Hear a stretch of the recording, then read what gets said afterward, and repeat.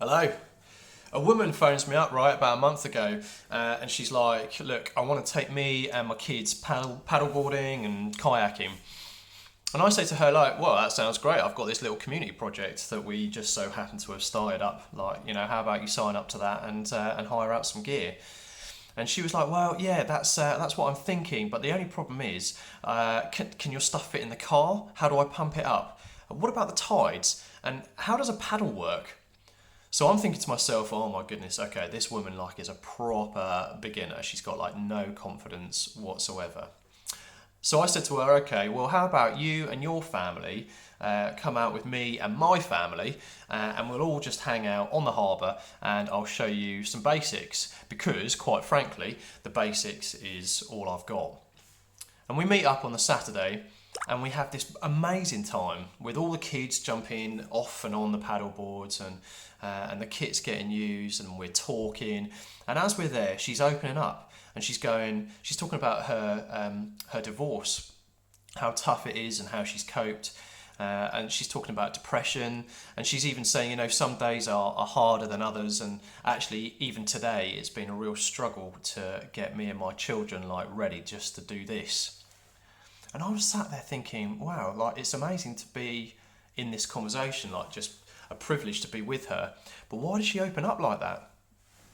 We even ended up talking about why I started up the water sports library in the first place, and she gets talking about prayer, and she was saying, yeah, I definitely pray. I pray to a higher power, but I wouldn't call it God. I'd call it something else.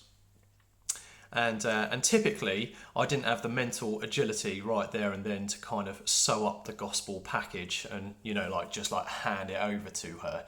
And perhaps I didn't want to either at that time. I wanted just to listen to her. And I ended up sort of talking to her about how I pray and who I pray to and how that all kind of comes about. And I invite her to this retreat that we're doing. I say, look, we're talking about peace in a couple of weeks' time. Perhaps you should come on this retreat, and we're gonna talk a little bit about it, and then we're also going to practice a prayer exercise that I've got. And so she comes on the retreat then, and she spends 20 minutes in the water by herself praying, and I get to process it with her afterwards. And then now I have had very little contact with her for the last month. It all got me thinking, when I first had my interview for Baptist ministry, one of the questions I was asked was about being an evangelist.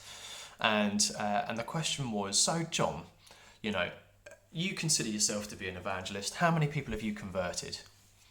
And at 18 years old, I didn't give a very good answer to that. To be honest, that question, I think now, is a fairly dumb question, and it often leads people down a road of feeling quite guilty, which it did for me. So I gave quite a dumb and quite a guilty sounding answer. But next year at 19, I went back into my interview and I was slightly more prepared. So John, you call yourself an evangelist. Tell me, how many people have you converted? And I said, look, though I have led some people to the Lord, that is all his work.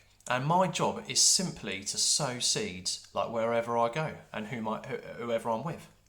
And that's what I'm still doing 16 years later. I'm trusting that though people come in and out of my life, sometimes only for a short time, success isn't about the product. It's not about the finished article all the time. Sometimes it is.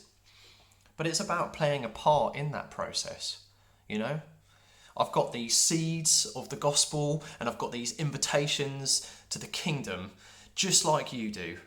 And I think our job sometimes simply is to give them out. That's what I've been thinking about my ministry recently.